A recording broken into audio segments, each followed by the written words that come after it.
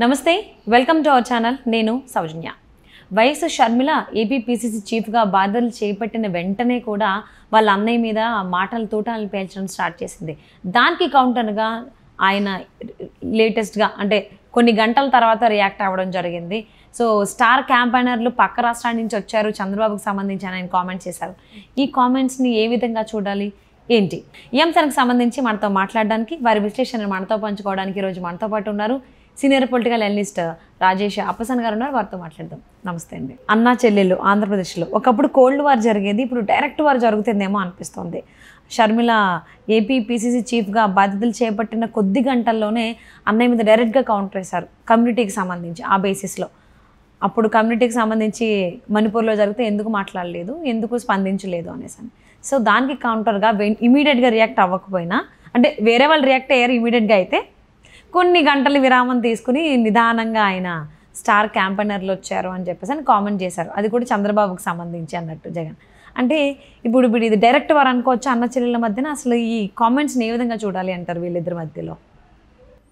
ఇక్కడ గతంలో ఇందిరాగాంధీ గారు ప్రధానమంత్రిగా ఉన్న రోజుల్లో ఆనాటి ప్రతిపక్షాలు కేంద్ర ప్రభుత్వం మీద, కేంద్రంలో పాలకురాలుగా ఉన్న ఇందిరాగాంధీ గారి మీద ఏదైనా రాజకీయపరమైన విమర్శలు చేస్తే, లేదు దేశంలో ఏదైనా సంఘటన చోటు చేసుకోగానే ఇందిరాగాంధీ గారు ఆ రోజులు ఏంటంటే ప్రజలకి రాజకీయ పరిజ్ఞానం తక్కువ, స్వాతంత్రం సిద్ధించి అప్పటికి కొన్ని దశాబ్దాలు మాత్రమే అయింది, కొంచెం అప్పటికి ఇంకా దేశము నేషనల్ అనే ఆ ఫీలింగు, ఆ భక్తి భావాలు చాలా ఎక్కువగా ఉండేవి. ఆ సందర్భంలో ఆమె ఏంటంటే ప్రతి సందర్భంలో కూడా ఇది విదేశీ కుట్ర అని చెప్పని మాట్లాడుతుండేవాళ్ళు.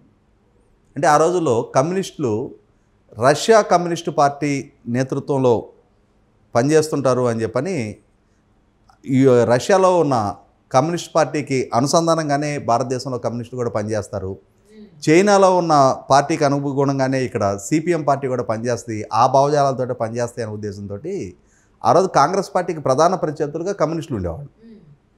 ఇటువంటి సందర్భంలో ప్రతి అంశంలో కూడా ఇది విదేశీ కుట్ర అని చెప్పని ప్రస్తావించేవాళ్ళు. మీరు గమనించుకుంటే కాళేశ్వరం పంప్ హౌస్ మునిగిపోయింది. ఆ మునిగిపోయిన సందర్భంగా కేసీఆర్ గారు ప్రకృతి వైపరీత్యం లేదు, డిజైన్ల లోపం, అక్కడ ఆ ప్రాజెక్టు పంప్ హౌస్ల నిర్మాణ లోపం ఇవేవి ప్రస్తావించట్లా. ఇక్కడ క్లౌడ్ బరస్ట్ జరిగింది, ఇది కుట్రపూరితంగా కురిసిన వర్షాలు కూడా కుట్రపూరితంగా కురిసినాయి. క్లౌడ్ బరస్ట్ అంటే ఏంటంటే ప్రజలు ఇదేదో సారు చాలా పెద్ద పదాలు వాడుతున్నారు, నిజమే కామలు ఇదేదో మన రాష్ట్రం మీద ఎక్కడి నుంచో మనం చెప్పుకుంటుంటాం కదా సినిమాలు, ఇంగ్లీష్ సినిమాలు, ఏలియన్స్, ఫ్లయింగ్ సాసర్లు, ఇట్లా వేరే గ్రహాల నుంచి వచ్చారు అని చెప్పని. అటువంటిది ఆడేదో తెలంగాణ మీద జరిగినట్టుంది. తెలంగాణ భావజాలం ముసుగులో ఆ పంప్ హౌస్ మునిగిపోయిన వైఫల్యాన్ని కప్పిపెట్టుకోవాలని కేసీఆర్ గారు ప్రయత్నం చేశారు. ఇదే వరవాడి కొనసాగింపుగా తెలంగాణ భారతీయ జనతా పార్టీ కేసీఆర్ గారి ప్రభుత్వాన్ని విమర్శ చేయాలి అనుకున్న ప్రతి సందర్భంలో కూడా ఒక పార్లమెంటు స్థానానికి పరిమితమైన మజ్లిస్ని బూచిగా చూపించి మొత్తం తెలంగాణ ప్రాంతంలో ఎమోషన్స్ ఫ్లేరప్ చేయాలని చెప్పని ప్రయత్నం చేస్తూ ఉండేది.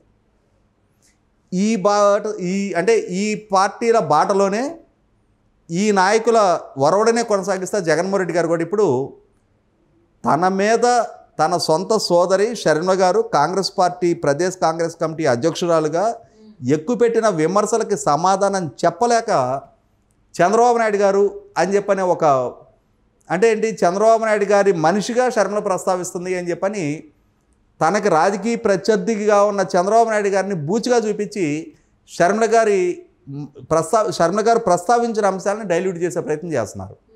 ఇది చంద్రబాబు నాయుడు గారి అజెండా.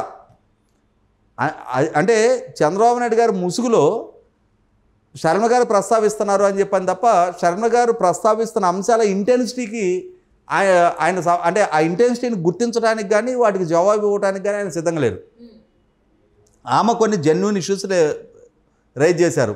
అవును, ప్రతిపక్షంలో ఉన్నప్పుడు ప్రత్యేక హోదా గురించి అన్ని ఉద్యమాలు చేసావు, నిరసనలు చేసావు, ధర్నాలు చేసావు, ఇప్పుడు ఎందుకు ముఖ్యమంత్రి హోదాలో ఉండి ఇంతమంది ఎంపీల మద్దతు ఉండి దాన్ని ప్రస్తావించట్లేదు, కేంద్ర ప్రభుత్వాన్ని నిలదీయటం లేదు అని చెప్పని ఆమె సూటిగా స్పష్టంగా ప్రస్తావిస్తున్నారు. దానికి సమాధానం చెప్పలేరు. ఎందుకంటే ఎందుకు ప్రస్తావించలేకపోయారు అనేది ఆయనకి తెలుసు, 5 కోట్ల మంది ఆంధ్రప్రదేశ్ ప్రజలకి తెలుసు. ఈయన మీద ఉన్న పుట్టిన కేసులు, ఈయనకున్న బలహీనతలు, వాటి గురించి ప్రస్తావిస్తే ఈయన రాజకీయ ప్రస్థానం ఎక్కడ ముగుసుద్ది, ఏ జైల్లో ఈయన జీవితం ముగుసుద్ది అనేది ఆయనకి తెలుసు. కాబట్టి వాటి గురించి సమాధానం చెప్పలేరు. కాబట్టి ఏంటంటే ఇప్పుడు చంద్రబాబు నాయుడు గారు అనేది ఒక షీల్డ్. ఆ చంద్రబాబు నాయుడు గారిని బూచిగా చూపించి ప్రజల్లో శర్మల లేవనెత్తుతున్న అంశాలని దృష్టి మళ్లించాలి.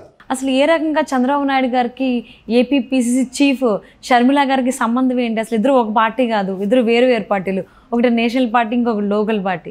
ఏ విధంగా ఇద్దరికి కనెక్షన్ పెడుతున్నారు అంటే ఇక్కడ కూడా మళ్ళీ అగైన్ జగన్మోహన్ రెడ్డి మళ్లింపు చర్య ఏమన్నా ప్రారంభించారని అనుకోవచ్చా ఆవిడ మాటలకు సంబంధించి? జగన్మోహన్ రెడ్డి గారు సమాధానం చెప్పాల్సిన చాలా కీలకమైన అంశాలు ఉన్నాయి. అసలు షర్మిల గారు ఎవరు? చంద్రబాబు నాయుడు గారి మేనగోళ్ళ? చంద్రబాబు నాయుడు గారి కూతురా? చంద్రబాబు నాయుడు గారి పార్టీలో కార్యకర్త? చంద్రబాబు నాయుడు గారి అభిమానే? మీ సొంత తోడబుట్టిన చెల్లెలు, అవును, మీ పార్టీలో క్రియాశీలకంగా పనిచేసిన నాయకురాలు. మీ మీద అక్రమాస్తుల కేసు నమోదయ్యి మీరు జైలు పాలయ్యి చెంచలగూడ జైల్లో ఉన్న రోజున మీ రాజకీయ భవిష్యత్తు కోసం, మీ పార్టీ మనుగడ కోసం మీకు అండగా నిలబడి 3000 కిలోమీటర్ల పాదయాత్ర చేసిన మీ పార్టీనికి రెస్క్యూగా నిలబడ్డ నాయకురాలు. 2019 ఎన్నికల దాకా మీకు ప్రచారం చేసే నాయకురాలు. మీకు మద్దతుగా రాజీనామా చేసిన ఎమ్మెల్యేలు ఉప ఎన్నికలను ఎదుర్కొంటే వాళ్ళకి స్టార్ క్యాంపెయినర్గా వాళ్ళ గెలుపుకు దోహదం చేసిన నాయకురాలు. మీ పార్టీని సజీవంగా నిలబెట్టిన నాయకురాలు. ఎందుకు ఆమె మీతో విభేదించింది? మీరు ఎంత నిరాదరణకు గురి చేస్తే ఆమెని గుర్తించకుండా, గౌరవించకుండా, తగిన ప్రాధాన్యత ఇవ్వకుండా మీరు ఆమెను ఎడం చేసిన పర్యవసానం ఈరోజు ఆమె ఇంకొక పార్టీని ఎంచుకుంది. మొట్టమొదట కల్ప్రిట్ మీరు. ఆమె జీవితంలో నమ్మక ద్రోహం చేసిన వ్యక్తి మీరు. ఆమె సర్వీసెస్ వాడుకొని ఆమె వల్ల మాత్రమే మీ పార్టీ మనుగడ సాగించింది. వాళ్ళ మీ పార్టీ బతికి బట్టగట్టింది అని అంటే అది షర్మిల గారు పెట్టిన భిక్ష. మీరు జైల్లో ఉన్నారు. ఆ జైల్లో ఉన్న రోజున ఎంపీగా మీరు, ఎమ్మెల్యేగా మీ తల్లి తప్ప మీ పార్టీకి ఇంకొక ఎమ్మెల్యే లేడు, ఇంకొక ఎంపీ లేడు. అటువంటి స్థితిలో పార్టీ పెట్టిన కొత్తల్లోనే మీ మీద 1000 కోట్ల రూపాయలు దోచేశారు అని చెప్పిన ఆరోపణలు వచ్చి మిమ్మల్ని జైల్లో ఉంచి 16 నెలల పాటు బెయిల్ కూడా రిజెక్ట్ అవుతూ ఉండి 11 ఛార్జ్ షీట్లు మీ మీద నమోదయ్యి 43,000 కోట్ల రూపాయల ప్రజాధనం దుర్వినియోగం అయింది అని చెప్పని నిర్ధారణతో సిబిఐ మీ మీద ఛార్జ్ షీట్లు ఫైల్ చేసిన రోజున ఏ నాయకుడు మీ పంచన చేరడానికి కూడా భయపడుతున్న రోజున మీకు అండగా నిలబడ్డది షర్మిల గారు.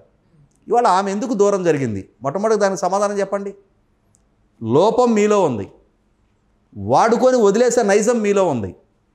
ఆమె వల్ల మాత్రమే బతకబట్ట కట్టిన పార్టీలో ఆమెకు సరైన గుర్తింపు, గౌరవం ఇవ్వండి మీరు. ఇవాళ చంద్రబాబు నాయుడు గారి పక్కన అంటే పవన్ కళ్యాణ్ గారిని చంద్రబాబు నాయుడు గారి దత్తపుత్రుడే అని చెప్పని ఇందాక మీ ఎమ్మెల్యే రాచమల్లి శివప్రసాద్ రెడ్డి సోనియా గాంధీ గారి దత్తపుత్రిక అని మాట్లాడుతున్నాడు. అంటే రాజశేఖర రెడ్డి గారి పుత్రిక నుంచి సోనియా గాంధీ గారి దత్తపుత్రికగా మారిన మాత్రాన ఆమెకు వచ్చే నష్టం లేదు. కానీ ఆమె ప్రజా జీవితంలో లేవనెత్తుతున్న ప్రశ్నలు, ఒకరోజు మీ గెలుపుకి క్యాంపెయిన్ చేసిన ఆమె, వివేకానంద రెడ్డి గారి హత్య జరిగిన సందర్భంలో కూడా మీ గెలుపుకే ఆమె క్యాంపెయిన్ చేశారు.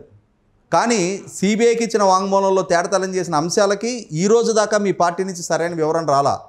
అసలు వివేకానంద రెడ్డి గారి హత్యకి పాల్పడింది ఎవరు? మీ నాన్నగారి తమ్ముడు, మీ చిన్నాన్న. ఆ హత్య కేసు ముద్దాయిల్ని మీరెందుకు కాపాడుతున్నారు?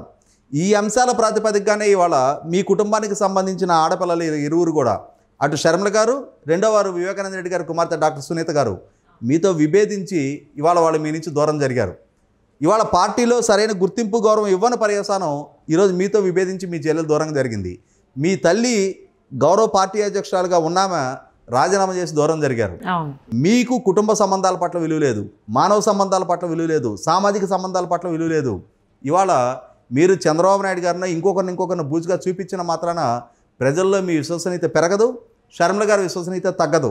ఇవాళ ఒక ఆడపిల్లగా తన నుంచి ప్రయోజనం పొంది ఇవాళ మీ పార్టీ సోషల్ మీడియా ద్వారా మీ సొంత తోబుట్టుని అత్యంత జుగుసాకరంగా వ్యక్తిత్వహనానికి పాల్పడే ప్రచారానికి పాల్పడుతున్నారు అని అంటే అది మీ పార్టీ వైఖరి, మీ నీచత్వాన్ని తెలియజేస్తూ ఉంది, మీ సంస్కార హీనత్వాన్ని తెలియజేస్తూ ఉంది.